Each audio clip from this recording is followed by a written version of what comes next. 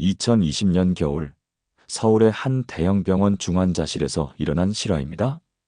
85세의 한 할머니가 의식불명 상태로 입원하셨습니다. 뇌출혈로 쓰러지신 지 사흘째, 의료진들도 깨어날 가능성이 희박하다고 했습니다. 그런데 놀라운 일이 일어났습니다. 넷째 날 아침 할머니가 갑자기 눈을 뜨시더니 이런 말씀을 하신 겁니다. 창세기부터 요한계시록까지가 한 줄로 쭉 이어져서 보였어요. 하나님의 사랑 이야기더라고요. 의료진들은 황당해했습니다. 뇌출혈 환자가 깨어나자마자 성경 이야기를 한다니요. 하지만 그 할머니의 둘째 아들인 김 집사님은 깊은 감동을 받으셨습니다. 어머니는 평생 성경을 읽으셨지만 늘 이런 하소연을 하셨거든요. 성경이 참 어려워. 이 책 저 책 따로따로 읽다 보니 도대체 하나님이 뭘 말씀하시는지 모르겠어. 그런데 생사의 고비를 넘나드는 순간에 성경 전체가 하나의 완벽한 이야기로 보였다는 겁니다. 사랑하는 믿음의 가족들, 혹시 여러분도 이런 경험 있으시지 않습니까? 성경을 수십 년 읽어도 각 권이 따로 놀고 있는 것 같고, 구약과 신약이 따로 놀고 있는 것 같고, 도대체 큰 그림이 뭔지 모르겠다는 답답한 말입니다. 창세기를 읽다가 갑자기 레위기 제사법이 나오면 지루해지고, 열왕기를 읽다가 복잡한 왕들의 계보가 나오면 헷갈리고, 마태복음을 읽다가 갑자기 구약 인물들이 쏟아져 나오면 당황스럽고 말입니다. 그런데 성경은 결코 66개의 독립된 책이 아닙니다. 성경은 하나님께서 인류에게 주신 한 편의 위대한 사랑 이야기입니다. 태초에 하나님이 천지를 창조하시니라부터 시작해서 주 예수의 은혜가 모든 자들에게 있을지어다. 아멘까지 모든 것이 하나로 연결된 완벽한 드라마입니다. 오늘 우리가 함께 나눌 성경 66권의 핵심 요약은 단순한 책 소개가 아닙니다. 하나님이 어떻게 타락한 인간을 구원하시기 위해 역사를 섭리하셨는지 그 장대한 구속사의 흐름을 7단계로 나누어 명쾌하게 정리해드리겠습니다. 창조에서 시작해서 타락, 언약, 율법, 왕정, 예언, 그리고 예수 그리스도의 구속과 완성까지 이 모든 것이 어떻게 하나의 붉은 실로 꿰어져 있는지 보시게 될 것입니다. 성경을 몇십 년 읽어도 늘 갈증이 있었던 분들, 큰 그림을 놓치고 세부 사항에만 매달려왔던 분들, 오늘 이 시간을 통해 성경 전체가 하나님의 사랑 이야기였다는 것을 깨달으시게 될 것입니다. 특히 젊은 세대 여러분들, 성경이 너무 어렵고 지루해요라고 하시는 분들에게 이 시간이 새로운 전환점이 되기를 소망합니다. 성경은 고리타분한 고전이 아니라 지금도 살아 움직이는 하나님의 생생한 러브스토리입니다. 자, 그럼 지금부터 함께 떠나보겠습니다. 창조주 하나님의 위대한 구속사 여행을 말입니다. 잠깐 눈을 감고 상상해 보세요. 완전한 침묵 속에서 갑자기 하나님의 음성이 울려 퍼집니다. 빛이 있으라. 그 순간 우주 전체가 빛으로 가득 찹니다. 이것이 바로 성경이 시작되는 장면입니다. 창세기 1장 1절, 태초에 하나님이 천지를 창조하시니라. 여러분, 이 한 문장이 얼마나 혁신적인지 아십니까? 고대 근동의 다른 종교들은 모두 세상이 신들의 전쟁이나 우연으로 만들어졌다고 말합니다. 하지만 성경만은 전능하신 한 분 하나님이 말씀으로 모든 것을 창조하셨다고 선언합니다. 창세기 1장을 자세히 보십시오.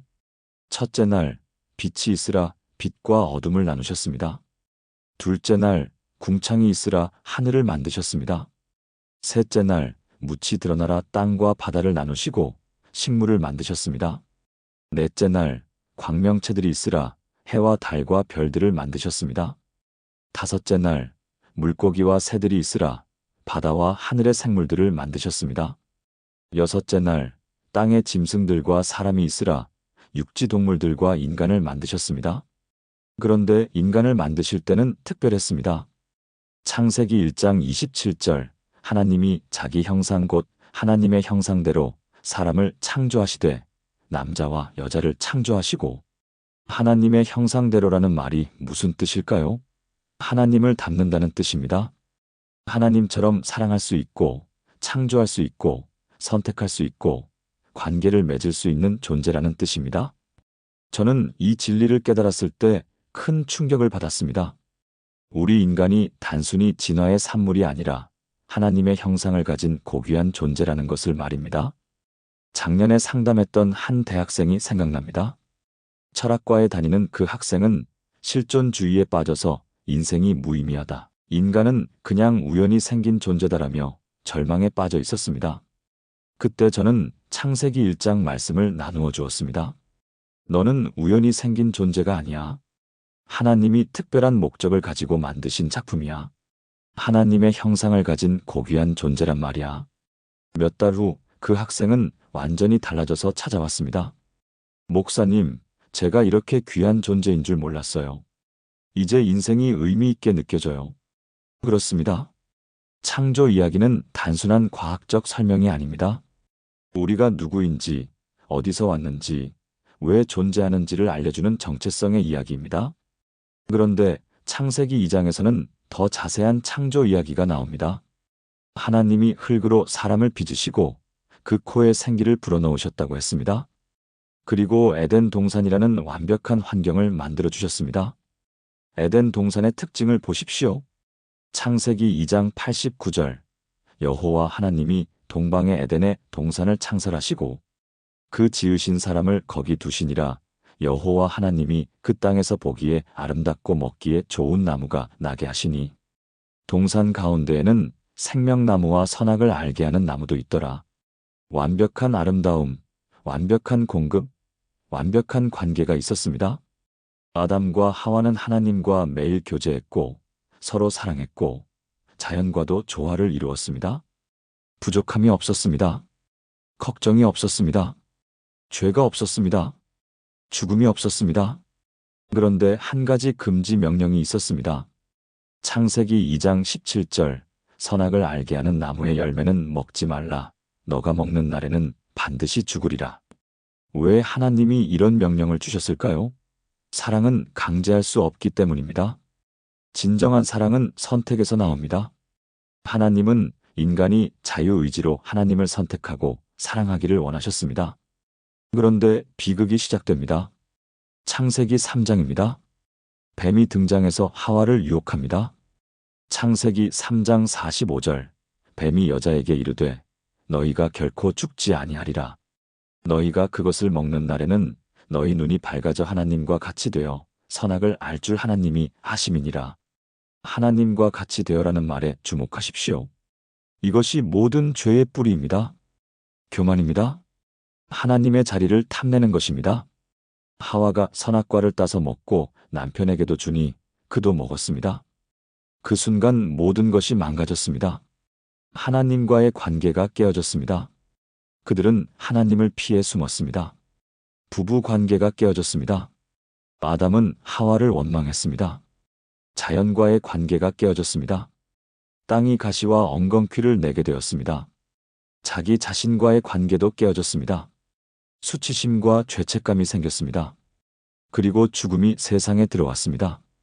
참으로 절망적인 상황입니다. 하지만 여기서 하나님의 놀라운 사랑이 나타납니다. 창세기 3장 15절, 내가 너로 여자와 원수가 되게 하고 너의 후손도 여자의 후손과 원수가 되게 하리니 여자의 후손은 내 머리를 상하게 할 것이요 너는 그의 발꿈치를 상하게 할 것이니라. 이것이 인류 최초의 복음 선언입니다. 여자의 후손, 즉 예수 그리스도께서 뱀 사탄의 머리를 상하게 하실 것이라는 예언입니다. 하나님은 인간이 죄를 범한 바로 그 순간에 구원의 약속을 주신 것입니다. 그리고 창세기 3장 21절, 여호와 하나님이 아담과 그의 아내를 위하여 가죽옷을 지어 입히시니라. 무고한 동물이 죽어야 했습니다. 이것은 장차 예수님이 우리의 죄를 위해 십자가에서 죽으실 것을 예표하는 첫 번째 제사입니다. 제가 아는 한 권사님이 계십니다. 이분은 평생 완벽주의자로 살아오셨습니다. 남편에게도 자녀들에게도 자기 자신에게도 완벽함을 요구했습니다. 그런데 어느 날 큰 실수를 하셨습니다. 투자 실패로 가정 경제가 어려워진 것입니다. 그분은 하나님 앞에 엎드려 통곡했습니다. 하나님, 제가 왜 이런 실수를 했을까요? 저는 항상 완벽하려고 노력했는데. 그때 성령님께서 창세기 3장 말씀으로 위로해 주셨습니다. 권사님, 아담과 하와도 완벽한 환경에서 실패했어요. 인간은 원래 연약한 존재입니다. 그래서 하나님의 은혜가 필요한 거예요. 그 권사님은 이 말씀을 통해 큰 위로를 받으셨습니다. 완벽하지 않아도 괜찮다는 것을, 실패해도 하나님이 포기하지 않으신다는 것을 깨달으셨습니다. 창세기 4장부터는 인간의 죄가 어떻게 확산되는지 보여줍니다. 가인이 아벨을 죽이는 최초의 살인 사건이 일어납니다. 시기심과 분노가 결국 형제를 죽이는 비극으로 이어진 것입니다. 그 후 인간의 죄악이 점점 심해져서 하나님께서 후회하실 정도가 됩니다. 창세기 6장 6절, 땅 위에 사람 지으셨음을 한탄하사 마음에 근심하시고, 그래서 노아의 홍수로 세상을 심판하셨지만 노아와 그 가족 8명은 구원하셨습니다. 방주는 심판 중에서도 구원의 길을 열어주시는 하나님의 은혜를 상징합니다. 홍수 후에 하나님은 무지개를 보이시며 언약하십니다. 창세기 9장 13절, 내가 내 무지개를 구름 사이에 두었나니 이것이 나와 땅 사이의 언약의 증거니라. 다시는 홍수로 세상을 멸하지 않으시겠다는 약속입니다. 이것은 하나님의 인내하심과 사랑을 보여줍니다. 그런데 인간의 교만은 또다시 고개를 듭니다. 창세기 11장의 바벨탑 사건입니다. 창세기 11장 4절, 또 말하되자 성읍과 탑을 건설하여 그 탑 꼭대기를 하늘에 닿게 하여 우리 이름을 내고 온 지면에 흩어짐을 면하자 하였더니, 우리 이름을 내고라는 표현에 주목하십시오. 하나님의 영광이 아니라 자신들의 영광을 추구한 것입니다. 이것이 바로 모든 문명의 문제입니다. 하나님은 그들의 언어를 혼잡하게 하셔서 온 지면에 흩으셨습니다. 이것은 심판이지만 동시에 은혜이기도 합니다. 인간의 죄악이 더 심해지는 것을 막으신 것입니다. 창세기 111장의 결론은 이것입니다. 인간은 완벽한 환경에서도 실패했습니다. 두 번째 기회를 받아도 다시 실패했습니다. 인간 스스로는 절대 의로워질 수 없다는 것이 증명된 것입니다. 그래서 하나님의 일방적인 은혜가 필요합니다. 그 은혜의 시작이 바로 아브라함을 부르신 사건입니다. 창세기 12장부터 시작되는 새로운 구원 계획 말입니다. 여러분, 만약 하나님께서 갑자기 나타나셔서 너가 살던 곳을 떠나서 내가 지시할 땅으로 가라, 그러면 너를 큰 민족의 조상으로 만들겠다라고 하신다면 어떻게 하시겠습니까? 대부분은 이렇게 생각할 것입니다. 누구세요? 증명해 보세요. 구체적인 계획서를 주세요. 성공 보장은 해주세요. 그런데 아브라함은 달랐습니다. 창세기 12장 1절, 여호와께서 아브라함에게 이르시되 너는 너의 고향과 친척과 아버지의 집을 떠나 내가 내게 보여줄 땅으로 가라. 4절, 이에 아브라함이 여호와의 말씀을 따라갔고, 아브라함은 75세의 나이에 모든 것을 버리고 하나님의 부르심에 순종했습니다. 고향도 친척도 아버지의 유산도 모두 버리고 믿음의 여행을 시작한 것입니다. 왜 하나님은 아브라함을 부르셨을까요? 바벨탑 사건 이후 인류가 완전히 하나님을 떠났을 때 하나님은 새로운 방법을 택하셨습니다. 한 사람을 부르시고 그를 통해 한 민족을 만드시고 그 민족을 통해 온 세상을 구원하시겠다는 계획이었습니다. 창세기 12장 23절에서 하나님이 아브라함에게 주신 약속을 보십시오. 내가 너로 큰 민족을 이루고 내게 복을 주어 내 이름을 창대하게 하리니 너는 복의 근원이 될지라. 너를 축복하는 자에게는 내가 복을 내리고 너를 저주하는 자에게는 내가 저주하리니 땅의 모든 족속이 너로 말미암아 복을 얻을 것이라. 여기서 핵심은 땅의 모든 족속이 너로 말미암아 복을 얻을 것이라는 부분입니다. 아브라함의 축복은 그 개인에게만 머무르지 않고 온 인류에게 미칠 것이라는 약속입니다. 이것이 바로 메시아 예수 그리스도에 대한 최초의 약속입니다. 그런데 아브라함의 믿음의 여정은 순탄치 않았습니다. 가나안에 도착했지만 기근이 들어서 애굽으로 내려가야 했습니다. 그곳에서 아내 사라를 누이라고 거짓말하는 실수를 범했습니다.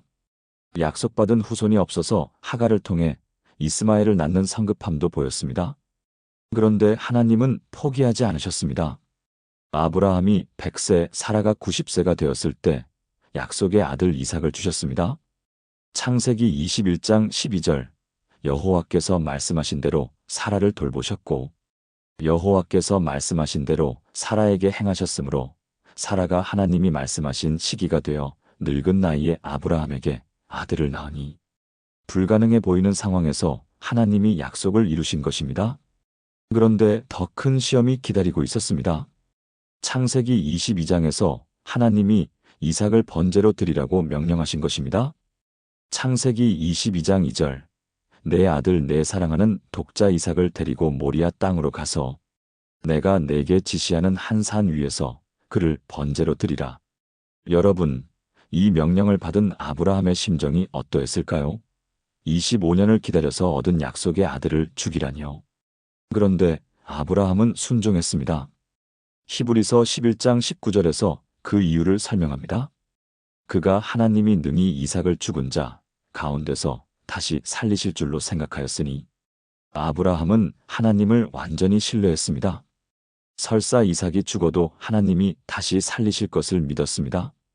바로 그때 하나님이 순양을 준비해 두셨습니다. 창세기 22장 13절 아브라함이 눈을 들어 살펴본즉 한 순양이 뒤에 있는데 뿔이 수풀에 걸려 있는지라 아브라함이 가서 그 순양을 가져다가 아들을 대신하여 번제로 드렸더라. 이 사건은 장차 하나님이 당신의 독생자 예수님을 우리를 위해 십자가에 내어주실 것을 예표합니다. 아브라함이 이삭을 아끼지 않았듯이 하나님도 예수님을 아끼지 않고 우리에게 내어주신 것입니다. 제가 아는 한 집사님의 이야기입니다. 이분은 독실한 신앙인이었는데 하나뿐인 아들이 백혈병에 걸렸습니다. 의사들은 희망이 없다고 했습니다. 그분은 밤낮으로 기도했습니다. 하나님, 제 아들을 살려주세요. 저는 이 아이밖에 없어요. 그런데 어느 날 창세기 22장 말씀을 읽다가 깨달음이 왔습니다. 아브라함처럼 하나님께 완전히 맡겨드려야겠다고 생각했습니다. 하나님, 이 아이를 주신 것도 아버지시고 데려가실 수도 있는 분도 아버지십니다. 아버지의 뜻대로 하세요. 그렇게 기도하고 나니 마음에 평안이 왔습니다. 그리고 놀랍게도 그 후부터 아이의 상태가 호전되기 시작했습니다. 지금은 완전히 회복되어 건강하게 자라고 있습니다. 아브라함의 믿음은 이삭에게 이어졌습니다. 이삭은 조용하고 온순한 성격이었지만 하나님의 약속을 믿고 순종하는 사람이었습니다. 그리고 이삭의 아들 야곱에게 약속이 이어졌습니다. 야곱은 이름 그대로 발꿈치를 잡는 자, 즉 속이는 자였습니다. 형 에서의 장자권을 속임수로 빼앗았고 아버지를 속여 축복까지 가로챘습니다. 그런데 하나님은 그런 야곱도 포기하지 않으셨습니다. 야곱이 외삼촌 라반의 집에서 14년간 고생할 때도 함께 하셨습니다. 야곱이 고향으로 돌아오는 길에 형 에서를 만나는 것이 두려워 떨 때 밤새 씨름하시며 축복해 주셨습니다. 창세기 32장 28절 그가 이르되 내 이름을 다시는 야곱이라 부를 것이 아니요 이스라엘이라 하리니 이는 너가 하나님과 및 사람들과 겨루어 이겼음이니라. 야곱에서 이스라엘로 이름이 바뀐 것입니다. 속이는 자에서 하나님과 겨루어 이긴 자로 변화된 것입니다. 그리고 야곱의 12아들을 통해 이스라엘 12지파가 형성됩니다. 특히 넷째 아들 유다를 통해서는 다윗 왕가가 그리고 궁극적으로 예수 그리스도가 오시게 됩니다. 창세기의 마지막 부분은 요셉의 이야기입니다. 요셉은 아버지 야곱의 사랑을 받았지만 그 때문에 형들의 시기를 샀습니다. 17세에 애굽의 노예로 팔려갔습니다. 보디발의 집에서 충성했지만 누명을 써서 감옥에 갇혔습니다. 감옥에서도 최선을 다했지만 잊혀졌습니다. 13년간의 고난이었습니다. 그런데 하나님의 때가 되자 하루아침에 애굽의 총리가 되었습니다. 바로의 꿈을 해석해서 7년의 풍년과 7년의 흉년을 예비하게 했습니다. 그리고 흉년 때 고향의 가족들이 곡식을 사러 애굽에 왔을 때 요셉은 그들을 원망하지 않고 오히려 구원했습니다. 창세기 50장 20절 요셉이 형들에게 한 유명한 말씀입니다. 당신들은 나를 해하려 하였으나 하나님은 그것을 선으로 바꾸사 오늘과 같이 많은 백성의 생명을 구원하게 하셨나이다. 이것이 바로 하나님의 섭리입니다. 인간의 악한 의도까지도 선한 목적을 위해 사용하시는 하나님의 지혜입니다. 제가 상담했던 한 청년이 생각납니다. 대학교 3학년 때 교통사고를 당해서 1년간 병원에 입원해야 했습니다. 친구들은 모두 취업 준비를 하는데 자신만 뒤처지는 것 같아서 절망했습니다. 하나님, 왜 저에게만 이런 일이 생깁니까? 제 인생이 완전히 망가진 것 같아요. 그런데 병원에서 같은 처지의 환자들을 만나면서 그들을 위로하게 되었습니다.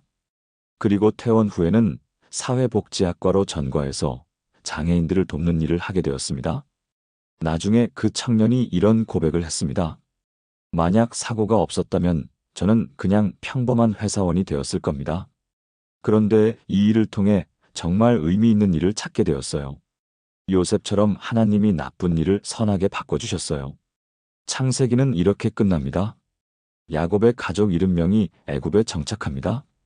작은 가족이 큰 민족이 되기 위한 준비 단계입니다. 그리고 요셉이 죽기 전에 형들에게 당부합니다. 창세기 50장 24절, 하나님이 반드시 너희를 돌보시고 너희를 이 땅에서 인도하여 내사 아브라함과 이삭과 야곱에게 맹세하신 땅에 이르게 하시리라. 하나님의 약속은 계속됩니다. 아브라함에게 주신 약속, 이삭에게 확증하신 약속, 야곱에게 재확인하신 약속이 요셉을 통해서도 이어집니다. 창세기 1250장의 교훈은 이것입니다. 하나님의 약속은 인간의 실패에도 불구하고 계속 이어진다는 것입니다. 아브라함도 실수했고, 이삭도 연약했고, 야곱도 속였고, 요셉도 고난을 당했지만 하나님의 계획은 멈추지 않았습니다. 그리고 이제 그 작은 가족이 애굽에서 큰 민족으로 자라날 것입니다. 그 과정에서 어떤 일들이 벌어질까요? 1955년 12월 1일, 미국 엘라베마주 몽고메리, 로자 파크스라는 흑인 여성이 버스에서 백인에게 자리를 양보하라는 명령을 거부했습니다. 그 작은 용기가 미국 전체의 민권운동으로 번져갔습니다. 하지만 그보다 3,500년 전, 이미 인류 역사상 가장 위대한 해방운동이 있었습니다. 바로 이스라엘의 출애굽 사건입니다. 출애굽기 1장을 보십시오. 요셉이 죽은 지 수백 년이 지나자 이스라엘 백성들의 처지가 완전히 바뀌었습니다. 출애굽기 1장 8절, 요셉을 알지 못하는 새 왕이 애굽에 일어나서 14절, 어려운 노동으로 그들의 생활을 괴롭게 하니 곧 흙이기기와 벽돌, 굽기와 농사의 여러 가지 일이라 그 시키는 일이 모두 엄격하였더라. 70명으로 애굽에 들어갔던 이스라엘이 이제 수백만 명의 큰 민족이 되었습니다. 그런데 그들은 자유인이 아니라 노예였습니다. 하루 종일 벽돌을 굽고 피라미드를 건설하는 강제 노동에 시달렸습니다. 바로는 히브리 남자 아이들을 죽이라는 명령까지 내렸습니다. 이스라엘 민족을 아예 말살시키려는 계획이었습니다. 그런데 바로 그때 한 아이가 태어났습니다. 모세입니다. 어머니 요게벳은 아이를 3개월간 숨겨 키우다가 더 이상 감출 수 없게 되자 갈대 상자에 넣어 나일강에 띄웠습니다. 하나님의 섭리로 바로의 딸이 그 아이를 발견해서 궁중에서 기르게 되었습니다. 모세는 애굽 왕자로 자라면서 최고의 교육을 받았습니다. 사도행전 7장 22절, 모세가 애굽 사람의 모든 지혜를 배워 그의 말과 행사의 능력이 있더라. 그런데 40세가 되었을 때 모세는 큰 결단을 했습니다. 히브리서 11장 2425절, 믿음으로 모세는 장성하여 바로의 딸의 아들이라 칭함을 거절하고 도리어 하나님의 백성과 함께 고난받기를 바로의 궁중에서 죄악의 낙을 누리는 것보다 더 좋아하였으니. 그런데 성급하게 행동했다가 사람을 죽이는 일이 생겼습니다. 출애굽기 2장 12절, 좌우로 살펴 사람이 없음을 보고 그 애굽 사람을 쳐 죽여 모래에 감추니라. 결국 미디안 광야로 도망가서 40년간 양을 치는 목자가 되었습니다. 궁중의 왕자에서 광야의 목동으로 전락한 것입니다. 많은 사람들이 이때를 모세의 실패 시기라고 생각합니다. 하지만 하나님은 그를 포기하지 않으셨습니다. 오히려 40년간의 광야 생활을 통해 진짜 지도자로 훈련시키셨습니다. 궁중에서는 권력으로 사람을 다스렸지만 광야에서는 인내와 사랑으로 양들을 돌봐야 했습니다. 이 경험이 후에 이스라엘 백성들을 인도하는데 큰 도움이 되었습니다. 드디어 80세가 되었을 때 하나님이 모세를 부르셨습니다. 출애굽기 3장에 불타는 떨기나무 사건입니다. 출애굽기 3장 78절 여호와께서 이르시되 내가 애굽에 있는 내 백성의 고통을 분명히 보고 그들이 그들의 감독자로 말미암아 부르짖음을 듣고 그 근심을 알고 있노라. 내가 내려가서 그들을 애굽인의 손에서 건져내고 그들을 그 땅에서 인도하여 아름답고 광대한 땅 젖과 꿀이 흐르는 땅 곧 가나안 족속의 땅으로 데려가려 하노라. 하나님은 백성들의 고통을 보고 계셨습니다. 그들의 부르짖음을 듣고 계셨습니다. 그리고 이제 구원하시겠다고 약속하셨습니다. 그런데 모세는 주저했습니다. 출애굽기 3장 11절 내가 누구이기에 바로에게 가며 이스라엘 자손을 애굽에서 인도하여 내리이까? 40년 전에는 자신만만했던 모세가 이제는 겸손해진 것입니다. 하나님은 그런 모세를 사용하셨습니다. 출애굽기 3장 14절 하나님이 당신의 이름을 계시해 주셨습니다. 하나님이 모세에게 이르시되 나는 스스로 있는 자이니라. 또 이르시되 너는 이스라엘 자손에게 이같이 이르기를 스스로 있는 자가 나를 너희에게 보내셨다 하라. 여호와라는 이름의 의미입니다. 스스로 존재하시는 분, 영원 불변하신 분, 신실하신 분이라는 뜻입니다. 그리고 10가지 재앙을 통해 애굽의 모든 신들을 무력화시키셨습니다. 나일강의 신물이 피로 변했습니다. 개구리 신개구리들이 재앙이 되었습니다. 태양신 라 흑암이 3일간 지속되었습니다. 마지막 10번째 재앙은 장자의 죽음이었습니다. 하지만 이스라엘 백성들은 어린 양의 피를 문설주에 발라서 구원받았습니다. 이것이 유월절의 기원이며 예수님의 십자가를 예표하는 사건입니다. 요한복음 1장 29절 보라 세상 죄를 지고 가는 하나님의 어린 양이로다. 예수님이 바로 우리를 위한 유월절 어린 양이신 것입니다. 드디어 출애굽이 시작되었습니다. 약 200만 명의 대이동이었습니다. 그런데 바로가 마음을 바꿔서 추격해왔습니다. 홍해 앞에서 절체절명의 위기를 맞았을 때 하나님이 기적을 행하셨습니다. 출애굽기 14장 2122절 모세가 바다 위로 손을 내밀매 여호와께서 밤새도록 강한 동풍이 바다를 물러가게 하시니 바다가 마른 땅이 되고 물이 갈라진지라 이스라엘 자손이 바다 가운데서 육지로 행하고 물은 그들의 좌우에 벽이 되니 홍해가 갈라진 것입니다. 이스라엘은 마른 땅으로 건너갔고 애굽 군대는 물에 빠져 죽었습니다. 그때 모세와 미리암이 부른 승리의 노래가 출애굽기 15장에 기록되어 있습니다. 내가 여호와를 찬송하리니 그는 높고 영화로우시며 말과 그 탄자를 바다에 던지셨음이로다. 하지만 진짜 도전은 이제부터였습니다. 시내산에서 하나님이 율법을 주셨습니다. 출애굽기 19장 56절 세계가 다 내게 속하였나니 너희가 내 말을 잘 듣고 내 언약을 지키면 너희는 모든 민족 중에서 내 소유가 되겠고 너희가 내게 대하여 제사장 나라가 되며 거룩한 백성이 되리라. 하나님의 꿈은 이스라엘을 통해 온 세상에 복음이 전해지는 것이었습니다. 이스라엘이 제사장 나라가 되어 다른 민족들을 하나님께로 인도하는 것이었습니다. 그래서 십계명을 주셨습니다. 출애굽기 20장의 십계명은 단순한 도덕 법칙이 아닙니다. 하나님과의 관계, 그리고 사람과의 관계를 올바르게 정립하는 삶의 원리입니다. 14계명은 하나님과의 관계입니다. 다른 신을 섬기지 말라, 우상을 만들지 말라, 하나님의 이름을 망령되이 부르지 말라, 안식일을 거룩하게 지키라. 510계명은 사람과의 관계입니다. 부모를 공경하라, 살인하지 말라, 간음하지 말라, 도적질하지 말라, 거짓 증거하지 말라, 탐내지 말라. 그런데 모세가 십계명을 받으러 산에 올라가 있는 동안 백성들이 금송아지를 만들어 섬겼습니다. 출애굽기 32장의 사건입니다. 불과 40일 만에 우상 숭배에 빠진 것입니다.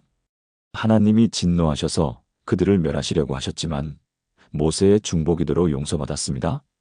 출애굽기 32장 32절 모세의 놀라운 기도입니다.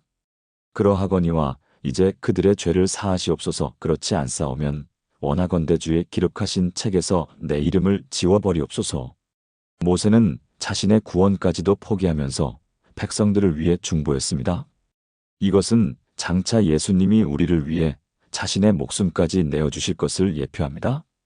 레위기에서는 제사법과 정결법이 자세히 기록됩니다. 번제, 소제, 화목제, 속죄제, 속건제. 복잡해 보이지만 모든 제사의 핵심은 하나입니다. 죄는 죽음을 가져오지만 무죄한 제물의 죽음으로 용서받을 수 있다는 진리입니다.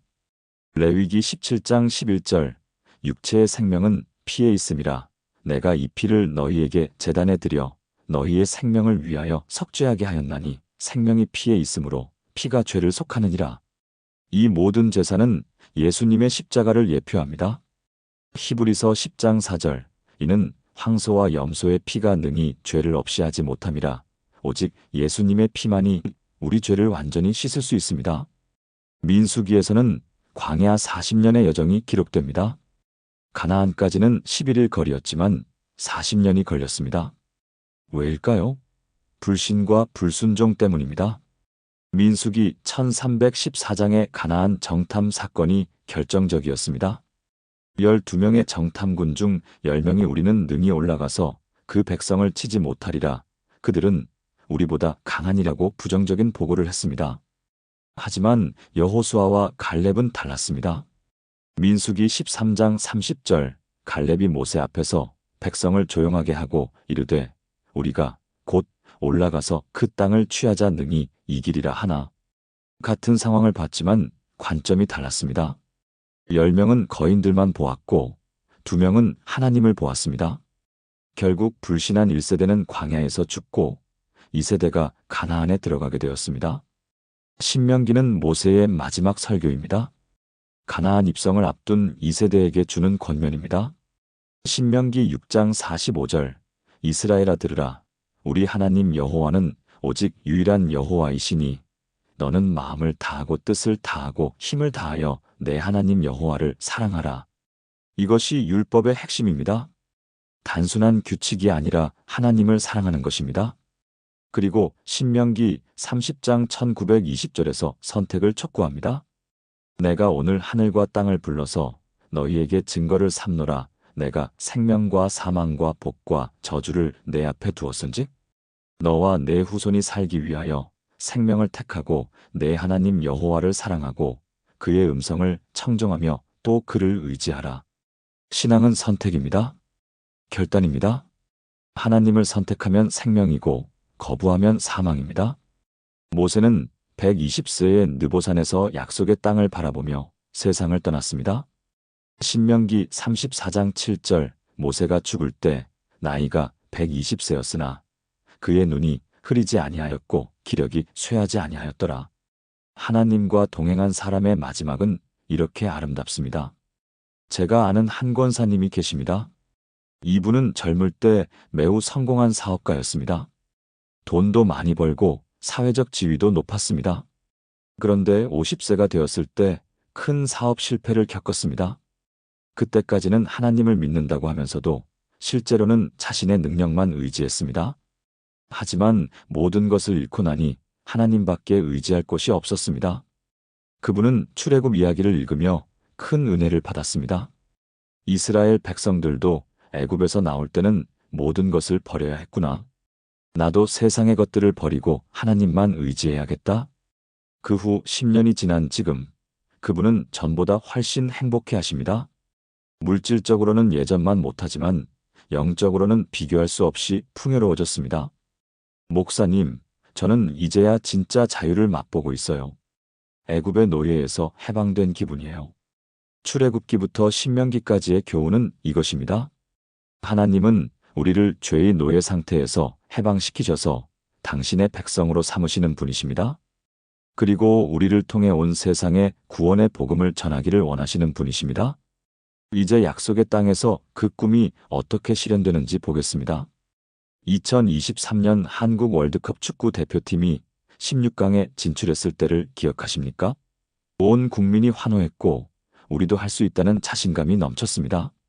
하지만 몇 달 후 아시안컵에서 일찍 탈락하자 분위기가 완전히 바뀌었습니다. 승리의 기쁨도 잠깐, 현실의 벽은 높았던 것입니다. 이것이 바로 여호수아서부터 룻기까지의 이스라엘 역사와 닮아 있습니다. 여호수아서는 승리와 정착의 이야기입니다. 40년 광야 생활을 마치고 드디어 약속의 땅에 들어가는 벅찬 순간들입니다. 여호수아 1장 3절에서 하나님은 새로운 지도자 여호수아에게 약속하십니다. 내가 모세에게 말한 바와 같이 너희 발바닥으로 밟는 곳을 모두 너희에게 주었노니. 그리고 9절에서 격려하십니다. 내가 내게 명령한 것이 아니냐. 강하고 담대하라. 두려워하지 말며 놀라지 말라. 너가 어디로 가든지 내 하나님 여호와가 너와 함께 하느니라. 첫 번째 전투가 여리고성 정복이었습니다. 높고 견고한 성벽 앞에서 인간적으로는 불가능해 보였습니다. 하지만 하나님의 방법은 달랐습니다.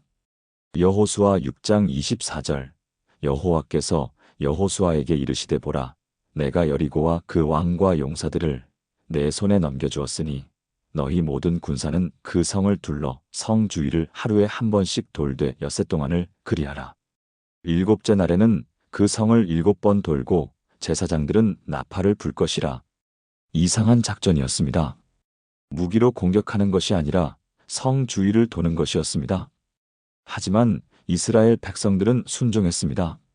여호수아 6장 20절 이에 백성은 외치고 제사장들은 나팔을 불매 백성이 나팔 소리를 들을 때에 크게 소리질러 외치니 성벽이 무너져 내린지라 백성이 각기 앞으로 나아가 그 성에 들어가서 그 성을 점령하니라. 여리고성이 무너진 것입니다. 하나님의 능력 앞에서 견고한 성벽도 소용없었습니다. 제가 아는 한 집사님의 간증입니다. 이분은 20년간 교회를 다녔지만 매번 인간적인 방법으로만 문제를 해결하려 했습니다. 자녀 교육 문제, 사업 문제, 건강 문제, 모든 것을 자신의 힘과 지혜로만 해결하려 했습니다. 그런데 작년에 큰 위기가 왔습니다. 사업이 거의 망하기 직전이 된 것입니다. 이번에도 여기저기 뛰어다니며 인맥을 동원하고 대출을 알아보고 했지만 소용이 없었습니다. 그때 여리고성 이야기가 생각났습니다. 하나님의 방법은 사람의 방법과 다르구나. 나도 하나님의 방법으로 해보자. 그분은 모든 것을 멈추고 기도부터 시작했습니다. 매일 새벽 기도하고 금식 기도하고 말씀을 읽으며 하나님의 뜻을 구했습니다. 그러자 놀라운 일이 일어났습니다. 뜻밖의 곳에서 도움의 손길이 나타났고 새로운 사업 기회가 생겼습니다. 지금은 전보다 더 안정된 사업을 하고 계십니다. 목사님, 여리고성이 나팔 소리에 무너진 것처럼 제 문제들도 기도로 해결되었어요. 하나님의 방법이 최고예요. 하지만 이스라엘의 승승장구는 오래가지 못했습니다. 아이성 전투에서 패배했습니다. 이유는 아간의 탐욕 때문이었습니다. 여리고성을 점령할 때 하나님은 모든 전리품을 바치라고 하셨는데 아간이 아름다운 외투와 금덩이와 은을 숨겨둔 것입니다. 한 사람의 불순종이 전체에 영향을 미친 것입니다. 여호수아 7장 13절 일어나라 백성을 성결하게 하여 이르기를 너희는 내일을 위하여 성결하게 하라. 이스라엘아 너희 가운데에 바친 물건이 있나니 너희가 그 바친 물건을 너희 가운데서 제거하기까지는 너희 대적들을 당할 수 없으리라. 숨겨진 죄가 처리되어야 했습니다. 아간이 자백하고 그 죄가 처리된 후에야 다시 승리할 수 있었습니다. 이 사건이 주는 교훈은 무엇입니까? 공동체 안에서 한 사람의 죄도 전체에 영향을 미친다는 것입니다. 그리고 숨겨진 죄는 반드시 드러난다는 것입니다. 여호수아서 후반부에서는 가나안 땅 분배가 나옵니다.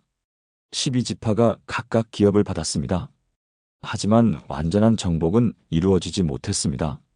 여호수아 13장 1절 여호수아가 나이가 많아 늙음에 여호와께서 그에게 이르시되 너는 나이가 많아 늙었고 점령하지 못한 땅이 아직도 매우 많으니 여호수아는 백성들에게 마지막 당부를 합니다. 여호수아 24장 15절 만일 여호와를 섬기는 것이 너희에게 좋지 않게 보이거든 너희 조상들이 강 저편에서 섬기던 신들이든지 또는 너희가 거주하는 땅에 있는 아모리족의 신들이든지 너희가 섬길 자를 오늘 택하라. 오직 나와 내 집은 여호와를 섬기겠노라. 신앙은 선택의 문제입니다. 매일매일 하나님을 선택할 것인지 세상을 선택할 것인지 결정해야 합니다. 여호수아가 죽은 후 어떻게 되었을까요? 사사기 2장 10절에 그 답이 있습니다.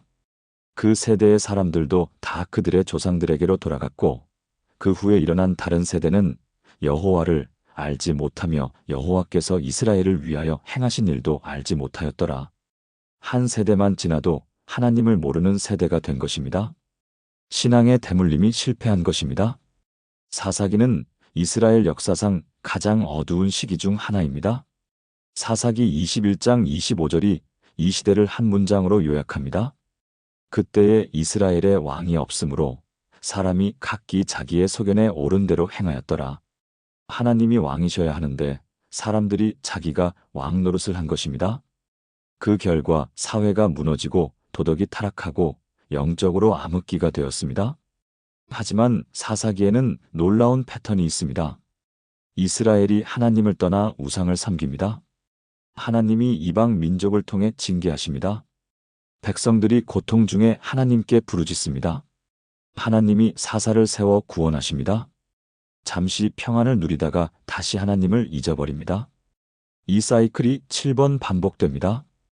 인간의 죄성과 하나님의 인내하심을 동시에 보여주는 패턴입니다. 사사들 중에 가장 유명한 인물이 기드온입니다.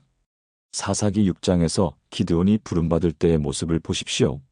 사사기 6장 15절 기드온이 그에게 대답하되 주여 내가 무엇으로 이스라엘을 구원하리이까 보소서 나의 집은 므낫세 중에 극히 작은 자요 나는 내 아버지 집에서 가장 작은 자니이다.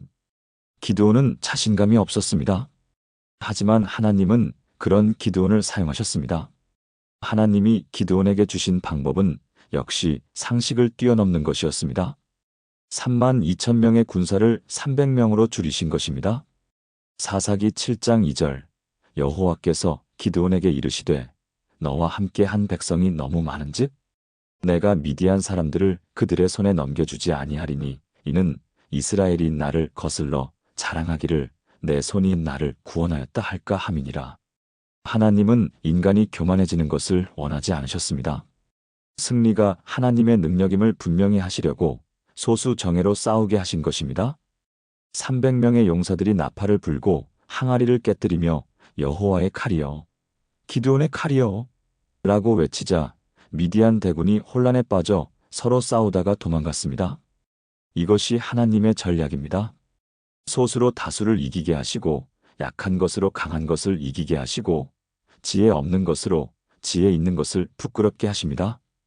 고린도전서 1장 27절 그러나 하나님께서 세상에 미련한 것들을 택하사 지혜 있는 자들을 부끄럽게 하려 하시고 세상에 약한 것들을 택하사 강한 것들을 부끄럽게 하려 하시며 제가 상담했던 한 청년의 이야기입니다. 이 청년은 극도의 내성적 성격으로 사람들 앞에서 말하는 것을 너무 어려워했습니다. 교회에서도 늘 뒷자리에 앉아서 조용히 예배만 드렸습니다. 그런데 어느 날 교회 학교에서 급하게 교사가 필요하게 되었습니다. 목사님이 그 청년에게 부탁했지만 처음에는 완강히 거절했습니다. 목사님, 저는 정말 안 됩니다. 말도 못하고 아이들을 다룰 줄도 모르고 성경도 잘 모릅니다. 하지만 기도하면서 기드온의 이야기를 묵상하게 되었습니다. 기드온도 자신 없어 했는데 하나님이 사용하셨구나. 하나님이 함께 하시면 나도 할 수 있겠구나. 결국 용기를 내어 교사가 되었는데 놀라운 일이 일어났습니다. 말을 잘 못해서 오히려 아이들 눈높이에 맞는 쉬운 설명을 하게 되었고 내성적이어서 오히려 아이들의 마음을 세심하게 살피게 되었습니다. 1년 후 그 반이 교회 학교에서 가장 은혜로운 반이 되었습니다. 그 청년도 완전히 달라져서 지금은 청년부 회장까지 하고 있습니다. 목사님, 하나님은 정말 부족한 사람을 통해서도 놀라운 일을 하시네요. 기드온처럼 저도 하나님의 능력을 경험했어요. 사사기에는 또 다른 유명한 인물, 삼손도 나옵니다. 삼손은 하나님이 주신 놀라운 힘을 가졌지만 결국 실패했습니다. 여색에 빠져 들릴라에게 힘의 비밀을 알려주고 결국 눈이 뽑혀 감옥에 갇혔습니다. 하지만 마지막 순간에 회개하고 블레셋 사람들과 함께 죽으면서도 하나님의 영광을 드러냈습니다. 사사기 16장 30절 삼손이 이르되 블레셋 사람들과 함께 죽기를 원하노라 하고 힘을 다하여 기둥을 밀어뜨리니 그 집이 그 안에 있는 모든 방백들과 온 백성에게 무너지니라. 삼손이 죽을 때에 죽인 자가 생전에 죽인 자보다 더욱 많았더라. 삼손의 이야기는 우리에게 경고합니다. 하나님의 은사를 받았어도 교만하고 방종하면 실패할 수 있다는 것을 말입니다. 하지만 동시에 위로도 줍니다. 실패해도 회개하면 하나님이 다시 사용해 주신다는 것을 보여줍니다. 사사시대의 마지막은 룻기로 이어집니다. 룻기는 이 어두운 시대의 한복판에서 피어난 아름다운 꽃과 같습니다. 나오미와 룻의 이야기는 절망적인 상황에서도 신실함을 지키는 믿음을 보여줍니다. 룻기 1장 16절 룻의 유명한 고백입니다. 어머니께서 가시는 곳에 나도 가고 어머니께서 머무시는 곳에서 나도 머물겠나이다. 어머니의 백성이 나의 백성이 되고 어머니의 하나님이 나의 하나님이 되시리니. 모압 여인 룻이 시어머니 나오미를 따라 베들레헴으로 와서 보아스와 결혼하게 되는 이야기는 단순한 러브스토리가 아닙니다. 하나님의 구속사가 이어지는 중요한 사건입니다. 룻기 4장 17절 그 이웃 여인들이 그에게 이름을 지어주되 나오미에게 아들이 태어났다 하여 그 이름을 오벳이라 하였는데 그는 다윗의 아버지인 이새의 아버지더라. 룻과 보아스의 아들 오벳이 이새의 아버지가 되고 이새의 아들이 다윗이 됩니다. 그리고 다윗의 후손으로 예수님이 오십니다. 하나님은 절망적인 사사시대에도 구속사의 계보를 끊어지지 않게 하셨습니다. 이방인 룻까지도 사용하셔서 메시아의 족보에 포함시키신 것입니다. 여호수아서부터 룻기까지의 교훈은 무엇입니까? 첫째, 하나님의 약속은 반드시 이루어집니다. 가나안 정착은 아브라함에게 주신 약속의 성취였습니다. 둘째, 인간의 순종과 불순종이 역사를 좌우합니다. 순종하면 승리하고 불순종하면 실패합니다. 셋째, 하나님은 연약하고 부족한 사람들을 사용하십니다.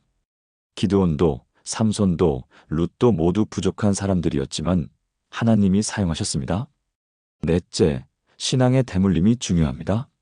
한 세대가 신앙을 제대로 전수하지 못하면 다음 세대가 하나님을 떠날 수 있습니다. 다섯째, 어떤 상황에서도 하나님의 구속사는 계속됩니다. 사사시대의 혼란 속에서도 다윗의 계보는 이어졌습니다. 이제 이스라엘은 새로운 전환점을 맞이하게 됩니다. 왕을 요구하는 시대가 온 것입니다. 우리도 다른 민족들처럼 우리를 다스릴 왕이 있어야 하겠습니다. 사무엘상 8장 5절에 나오는 이스라엘 백성들의 요구입니다. 사사시대의 혼란을 견디다 못해 눈에 보이는 왕을 달라고 한 것입니다. 하나님은 사무엘에게 이렇게 말씀하셨습니다. 사무엘상 8장 7절 그들이 너를 버림이 아니요 나를 버려 자기들의 왕이 되지 못하게 함이니라. 이스라엘의 진정한 왕은 하나님이셨습니다. 하지만 백성들은 하나님의 통치를 거부하고 인간 왕을 원했습니다. 그럼에도 하나님은 그들의 요구를 들어주셨습니다. 첫 번째 왕으로 사울을 세우신 것입니다.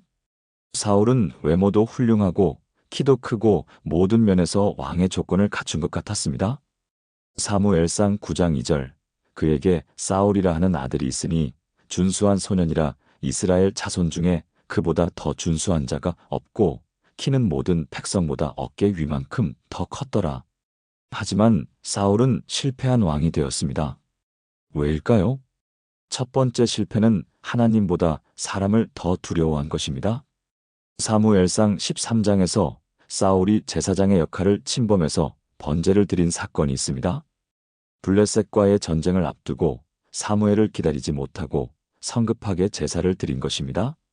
사무엘상 13장 1112절에서 사울의 변명을 보십시오. 백성은 나에게서 흩어지고 당신은 정한 날 안에 오지 아니하고 블레셋 사람은 믹마스에 모였음을 내가 보았으므로 이에 내가 이르기를 블레셋 사람은 나를 치러 길갈로 내려오겠거늘 내가 여호와께 은혜를 구하지 못하였다 하고 부득이하여 번제를 드렸나이다. 부득이하여라는 표현에 주목하십시오. 하나님의 명령보다 현실적 압박감을 더 중요시한 것입니다. 두 번째 실패는 불완전한 순종입니다. 사무엘상 15장에서 사울이 아말렉을 진멸하라는 하나님의 명령을 완전히 따르지 않았습니다. 아각 왕을 살려두고 좋은 양과 소들을 남겨둔 것입니다. 사무엘상 15장 22절, 사무엘의 유명한 책망입니다. 순종이 제사보다 낫고 듣는 것이 순양의 기름보다 나으니. 사울은 종교적 행위는 열심히 했지만 하나님의 말씀에 순종하지 않았습니다. 형식은 지켰지만 본질은 놓쳤습니다. 결국 하나님은 사울을 버리시고 새로운 왕을 세우기로 하셨습니다. 그가 바로 다윗입니다. 사무엘상 16장 7절에서 하나님이 사무엘에게 하신 말씀입니다. 여호와께서 사무엘에게 이르시되 그의 용모와 키를 보지 말라. 내가 이미 그를 버렸노라. 나의 보는 것은 사람과 같지 아니하니 사람은 외모를 보거니와 나 여호와는 중심을 보느니라. 하나님은 외모가 아니라 마음을 보십니다. 사울은 겉으로는 훌륭했지만 마음이 하나님을 향하지 않았습니다. 다윗은 겉으로는 보잘것없는 양치기 소년이었지만 하나님을 사랑하는 마음이 있었습니다. 사무엘상 13장 14절에서 하나님은 다윗을 내 마음에 합한 자라고 부르셨습니다. 다윗이 골리앗을 이길 때의 고백을 보십시오.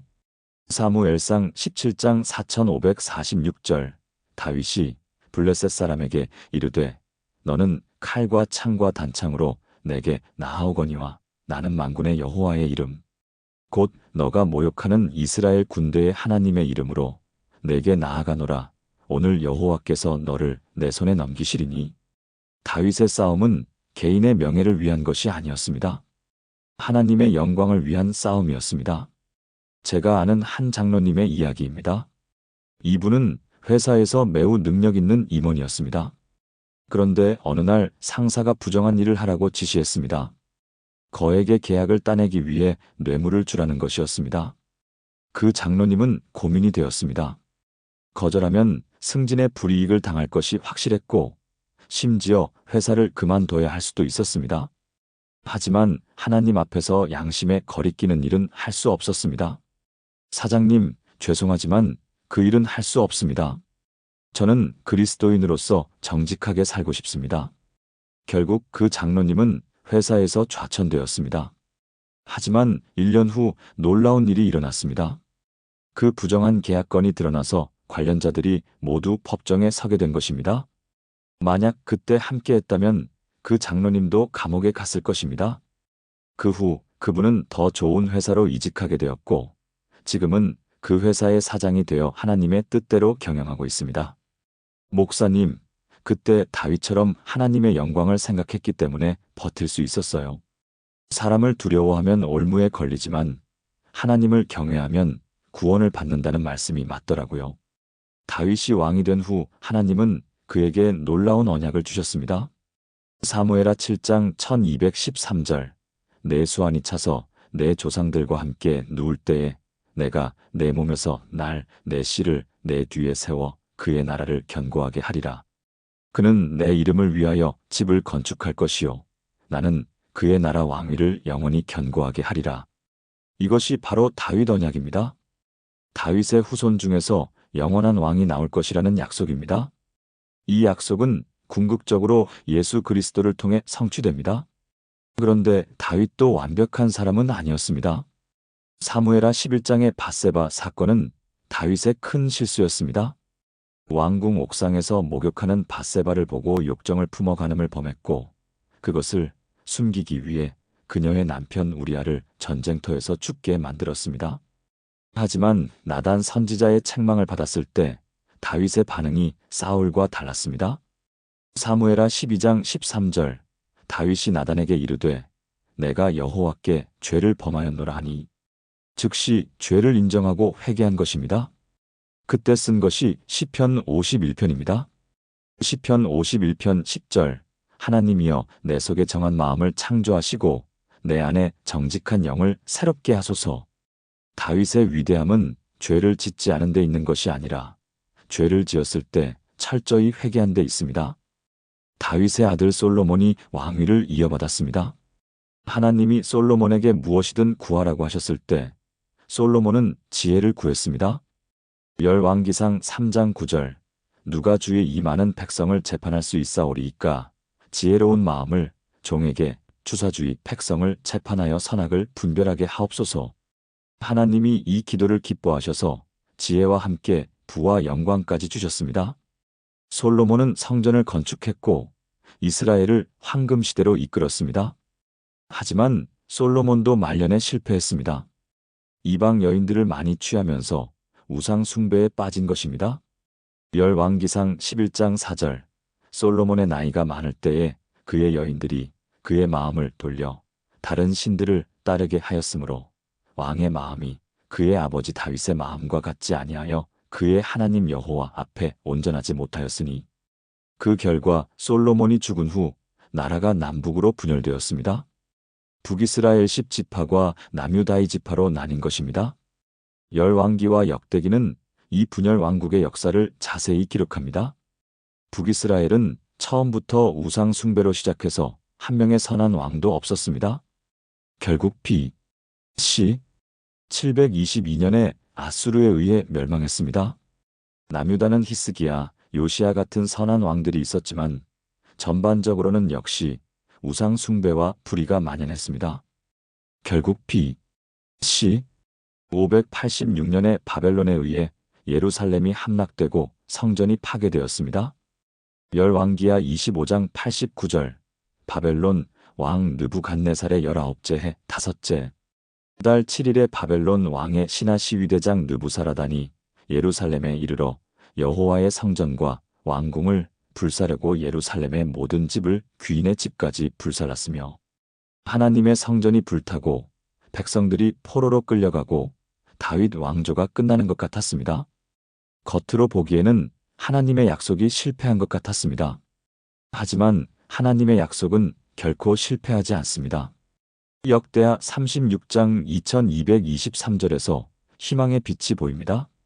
바사 왕 고레스 원년에 여호와께서 예레미야의 입으로 하신 말씀을 성취하시려고 바사 왕 고레스의 마음을 감동하심에 그가 온 나라에 공포도 하고 조소도 내려 이르되 너희 중에 그의 백성된 자는 다 올라갈지어다 그의 하나님 여호와께서 그와 함께 하실지로다 하였더라. 70년 후 바벨론 포로에서 돌아오게 하시겠다는 약속을 이루신 것입니다. 왕정시대의 교훈은 무엇입니까? 첫째, 진정한 왕은 하나님뿐이시라는 것입니다. 인간 왕들은 모두 실패했지만 하나님의 왕권은 영원합니다. 둘째, 외모보다 중심이 중요하다는 것입니다. 사울은 외모는 훌륭했지만 마음이 하나님을 향하지 않았습니다.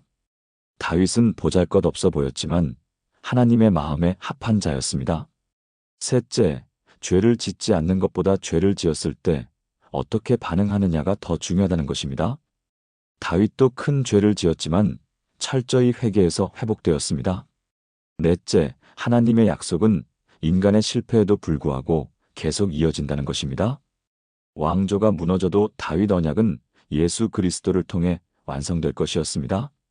그런데 바벨론 포로와 성전 파괴라는 절망적인 상황에서 하나님은 백성들에게 어떤 메시지를 주셨을까요? 회개하라. 심판이 임한다. 돌아오라. 용서가 기다린다. 이것이 구약 예언자들의 메시지를 한 문장으로 요약한 것입니다. 예언자들은 단순히 미래를 예측하는 점쟁이가 아니었습니다. 그들은 하나님의 마음을 백성들에게 전하는 하나님의 대변인들이었습니다. 하나님의 마음은 어떠했을까요? 호세아서에 잘 나타나 있습니다. 호세아 11장 8절 에브라임이여 내가 어찌 너를 놓겠느냐 이스라엘이여 내가 어찌 너를 버리겠느냐 내가 어찌 너를 아드마 같이 놓겠느냐 어찌 너를 스보임 같이 두겠느냐 내 마음이 내 속에서 돌이키어 나의 긍휼이 온전히 불붙듯 하도다. 하나님은 이스라엘을 심판하셔야 하지만 동시에 사랑하는 마음 때문에 괴로워하셨습니다. 마치 사랑하는 자녀가 잘못했을 때 혼내야 하지만 마음이 아픈 부모의 심정과 같았습니다. 그래서 하나님은 예언자들을 보내서 끊임없이 경고하시고 회개를 촉구하셨습니다. 이사야는 복음의 예언자라고 불립니다. 이사야서 전반 939장에서는 심판을 경고하지만 후반 부사 1066장에서는 위로와 소망을 선포합니다. 이사야 40장 1절 너희의 하나님이 이르시되 너희는 위로하라 내 백성을 위로하라. 그리고 이사야는 메시아에 대해 가장 구체적으로 예언했습니다. 이사야 7장 14절 보라 처녀가 잉태하여 아들을 낳을 것이요 그의 이름을 임마누엘이라 하리라. 이사야 9장 6절 이는 한 아기가 우리에게 낳고 한 아들을 우리에게 주신 바 되었는데 그의 어깨에는 정사를 메었고 그의 이름은 기묘자라 모사라 전능하신 하나님이라 영존하시는 아버지라 평강의 왕이라 할 것임이라. 그리고 이사야 53장에서는 고난받는 메시아를 예언했습니다. 이사야 53장 5절 그가 찔림은 우리의 허물 때문이요 그가 상함은 우리의 죄악 때문이라. 그가 징계를 받음으로 우리는 평화를 누리고 그가 채찍에 맞음으로 우리는 나음을 받았도다. 700여 년 전에 예수님의 십자가를 이렇게 정확하게 예언한 것입니다. 예레미야는 눈물의 선지자라고 불립니다. 그는 유다의 멸망을 40년간 예언했지만 아무도 듣지 않았습니다. 오히려 거짓 선지자라고 비난받고 핍박받았습니다. 예레미야 20장 9절에서 그의 심정을 엿볼 수 있습니다.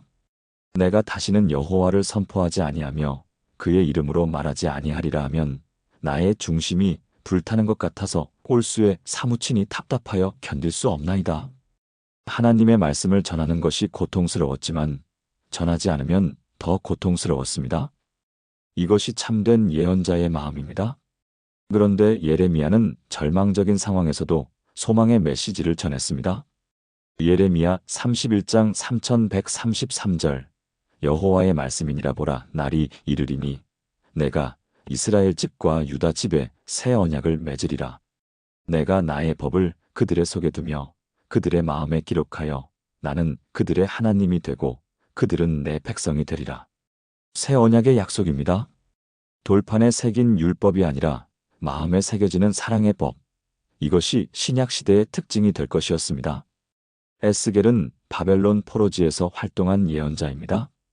에스겔 37장의 마른 뼈의 환상이 유명합니다. 에스겔 37장 3절 그가 내게 이르시되 인자야 이 뼈들이 능히 살 수 있겠느냐 하시기로 내가 대답하되 주 여호와여 주께서 하시나이다. 하나님이 마른 뼈들에게 생기를 불어넣으시니 큰 군대가 일어났습니다. 이것은 절망적인 포로 상황에서도 하나님이 다시 회복시켜 주실 것이라는 소망의 메시지였습니다. 다니엘은 바벨론 궁중에서 활동한 예언자입니다. 그는 타협하지 않는 신앙으로 유명합니다. 다니엘 1장에서 바벨론의 음식을 거부하고 채식을 고집했습니다. 다니엘 6장에서는 기도 금지령이 내려져도 하루 3번 기도하다가 사자굴에 던져졌습니다.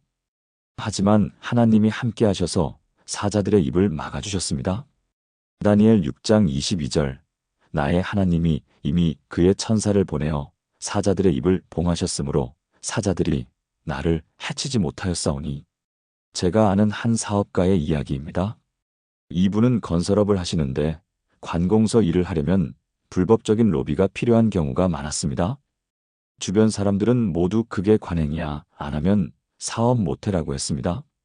하지만 그분은 다니엘을 본받기로 했습니다. 차라리 사업을 포기할지언정 하나님 앞에 떳떳하게 살겠다? 처음에는 정말 어려웠습니다. 일감도 줄어들고 수입도 많이 감소했습니다. 하지만 정직하게 일하는 모습을 본 몇몇 건축주들이 직접 의뢰를 하기 시작했습니다. 5년 후 그분의 회사는 정직한 건설사로 유명해져서 오히려 일이 넘쳐나게 되었습니다. 목사님, 다니엘처럼 타협하지 않으니까 하나님이 더 큰 축복을 주시네요. 소선지서들도 각각 중요한 메시지를 담고 있습니다. 요엘은 여호와의 날을 경고했습니다. 요엘 2장 28절 그 후에 내가 내 영을 만민에게 부어주리니 너희 자녀들이 장래 일을 말할 것이며 이 예언은 사도행전 2장 오순절에 성취되었습니다. 아모스는 사회 정의를 외쳤습니다. 아모스 5장 24절 오직 정의를 물같이 공의를 마르지 않는 강같이 흘릴지어다. 미가는 메시아의 탄생지를 예언했습니다. 미가 5장 2절 베들레헴의 에브라다야 너는 유다 족속 중에 작을지라도 이스라엘을 다스릴 자가 내게서 내게로 나올 것이라. 하박국은 고난 중에서도 믿음으로 사는 법을 가르쳤습니다. 하박국 2장 4절 의인은 그의 믿음으로 말미암아 살리라. 이 말씀은 로마서 1장 17절에 인용되어 종교개혁의 핵심 구절이 되었습니다. 말라기는 구약의 마지막 예언자입니다. 말라기 3장 1절 보라 내가 내 사자를 보내리니 그가 내 앞에서 길을 준비할 것이요 이는 세례 요한과 예수님의 오심을 예고한 것입니다. 그리고 말라기 4장 2절 내 이름을 경외하는 너희에게는 치료하는 광선을 가진 의의 해가 떠오르리라. 의의 해는 예수님을 가리킵니다. 예언서의 메시지를 요약하면 이렇습니다. 첫째, 하나님은 죄를 반드시 심판하시는 공의의 하나님이십니다. 둘째, 하나님은 회개하는 자를 용서하시는 사랑의 하나님이십니다. 셋째, 하나님은 약속을 반드시 이루시는 신실한 하나님이십니다. 넷째, 메시아를 통해 완전한 구원이 이루어질 것입니다. 400년간의 침묵 기간 후에 드디어 그 메시아가 오십니다. 예언자들이 그토록 기다렸던 그분, 바로 예수 그리스도입니다. 말씀이 육신이 되어 우리 가운데 거하심에 요한복음 1장 14절의 이 선언으로 인류 역사는 완전히 바뀌었습니다. 창조주 하나님이 직접 사람의 몸을 입고 이 땅에 오신 것입니다. 신약 성경은 이 놀라운 사건과 그 결과를 기록한 책입니다. 마태복음은 예수님의 족보로 시작합니다. 마태복음 1장 1절 아브라함과 다윗의 후손 예수 그리스도의 족보라. 아브라함에게 주신 약속, 다윗에게 주신 언약이 예수님을 통해 성취된다는 선언입니다. 마태복음 1장 21절에서 천사가 요셉에게 말합니다. 아들을 낳으리니 이름을 예수라 하라. 이는 그가 자기 백성을 그들의 죄에서 구원할 자이심이라. 예수는 여호와는 구원이시다라는 뜻입니다. 구약 전체가 기다렸던 구원자가 마침내 오신 것입니다. 마가복음은 예수님의 행동에 초점을 맞춥니다. 마가복음에서는 즉시라는 단어가 42번 나옵니다. 예수님이 얼마나 역동적으로 사역하셨는지를 보여줍니다. 마가복음 10장 45절은 예수님의 사역을 한 문장으로 요약합니다. 인자가 온 것은 섬김을 받으려 함이 아니라 도리어 섬기려 하고 자기 목숨을 많은 사람의 대속물로 주려 함이니라. 누가복음은 의사였던 누가가 쓴 것으로 예수님의 인성을 강조합니다. 누가복음에는 여성들, 어린이들, 사회적 약자들이 자주 등장합니다. 누가복음 19장 10절 인자가 온 것은 잃어버린 자를 찾아 구원하려 함이니라. 요한복음은 예수님의 신성을 강조합니다. 요한복음 1장 1절 태초에 말씀이 계시니라. 이 말씀이 하나님과 함께 계셨으니 이 말씀은 곧 하나님이시니라. 그리고 7번의 나는 이다라는 예수님의 자기 선언이 나옵니다. 나는 생명의 떡이라. 나는 세상의 빛이라. 나는 선한 목자라. 나는 부활이요 생명이라. 나는 길이요 진리요 생명이라. 복음서의 절정은 십자가와 부활입니다. 십자가에서 예수님이 마지막으로 하신 말씀이 요한복음 19장 30절에 기록되어 있습니다. 다 이루었다. 무엇을 다 이루셨을까요? 구원 사역을 완성하신 것입니다. 창세기 3장 15절에서 약속하신 구원, 아브라함에게 주신 축복, 다윗에게 약속하신 영원한 나라, 예언자들이 예언한 메시아의 사역을 모두 완성하신 것입니다. 그리고 사흘 만에 부활하셨습니다.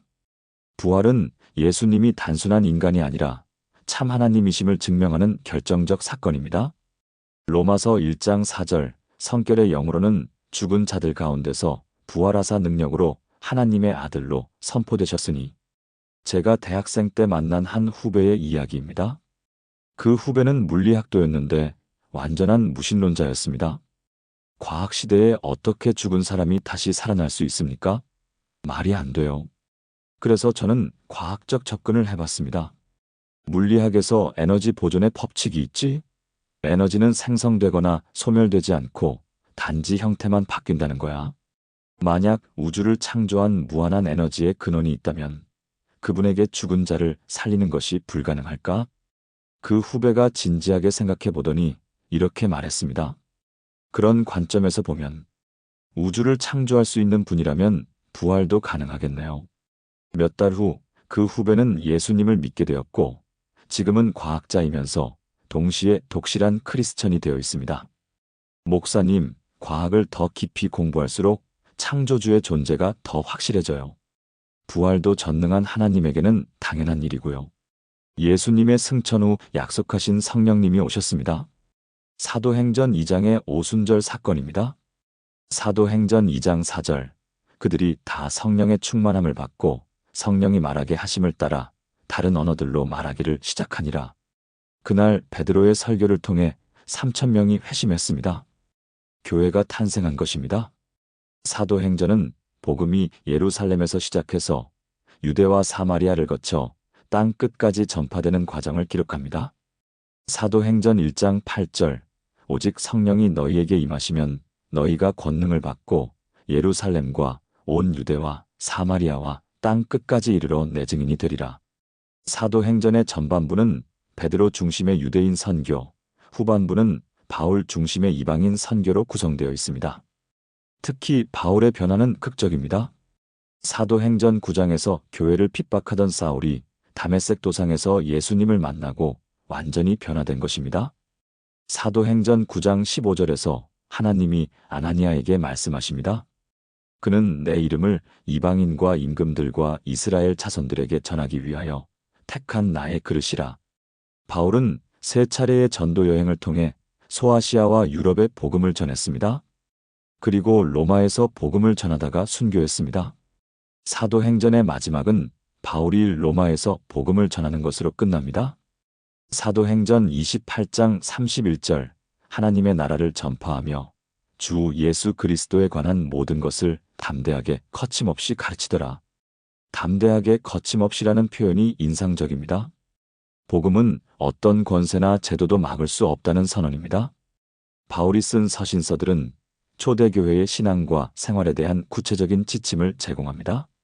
로마서는 구원의 교리를 체계적으로 설명합니다. 로마서 1장 1617절, 내가 복음을 부끄러워하지 아니하노니 이 복음은 모든 믿는 자에게 구원을 주시는 하나님의 능력이라. 오직 의인은 믿음으로 말미암아 살리라. 갈라디아서는 믿음으로 구원받는다는 진리를 강조합니다. 갈라디아서 2장 20절, 내가 그리스도와 함께 십자가에 못 박혔나니 그런즉 이제는 내가 사는 것이 아니요 오직 내 안에 그리스도께서 사시는 것이라. 에베소서는 교회론을 설명합니다. 에베소서 2장 20절, 너희는 사도들과 선지자들의 터 위에 세우심을 받았으며 그리스도 예수께서 친히 모퉁이돌이 되셨느니라. 빌립보서는 기쁨의 서신입니다. 빌립보서 4장 4절, 주 안에서 항상 기뻐하라. 내가 다시 말하노니 기뻐하라. 바울이 감옥에 갇혀 있으면서도 기뻐하라고 했습니다. 진정한 기쁨은 환경에 좌우되지 않고 주 안에서 나온다는 것을 보여줍니다. 히브리서는 예수님이 구약의 모든 제사와 제사장 제도보다 뛰어나시다는 것을 증명합니다.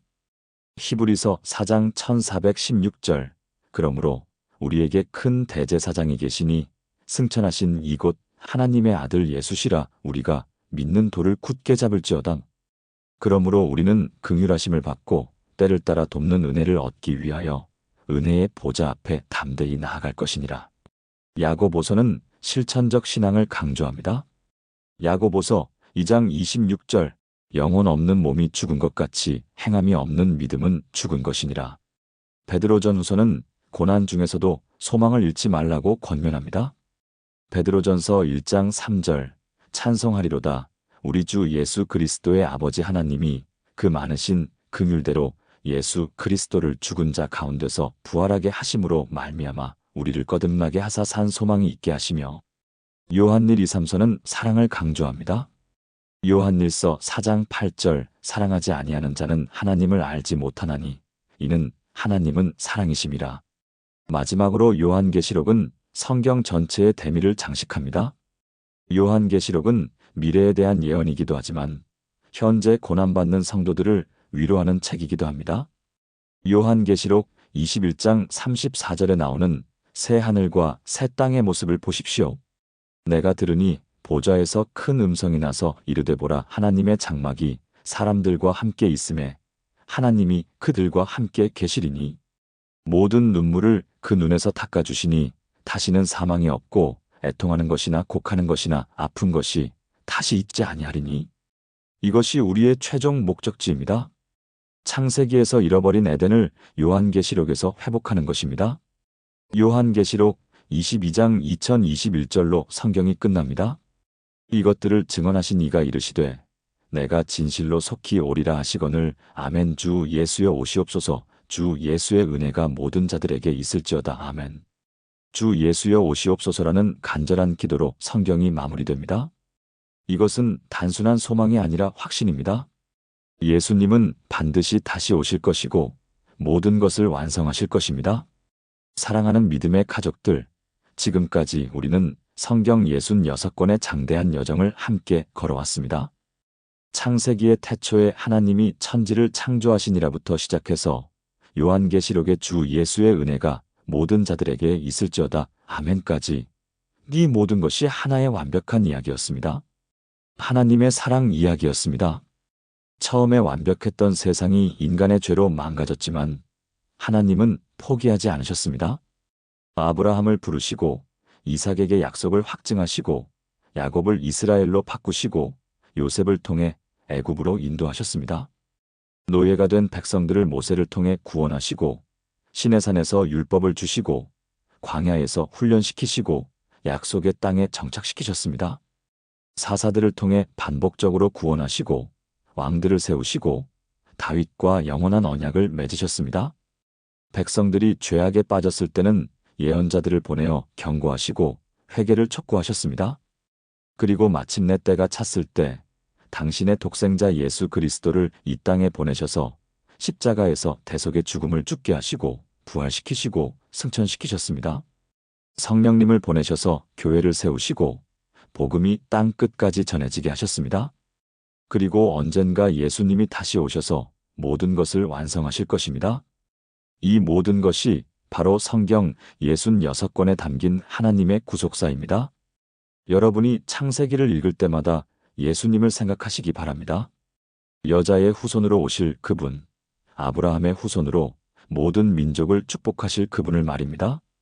출애굽기를 읽을 때도 예수님을 생각하시기 바랍니다. 유월절 어린 양으로 우리를 죄에서 구원하실 그분, 홍해를 가르시듯 죽음의 권세를 깨뜨리신 그분을 말입니다. 레위기를 읽을 때도 예수님을 생각하시기 바랍니다.